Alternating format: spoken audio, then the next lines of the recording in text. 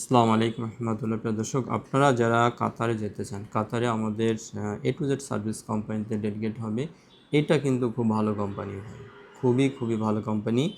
আগামীকাল অর্থাৎ বুধবার, বৃহস্পতিবার এবং শনিবার এই 3 দিন ডেডিকেট হবে। 1, 2 এবং 4 জুলাই ডেডিকেট হবে। আপনাদের কাজ হলো টি-বয়, আপনাকে টি-বয় হিসেবে আপনি কাজ করবেন।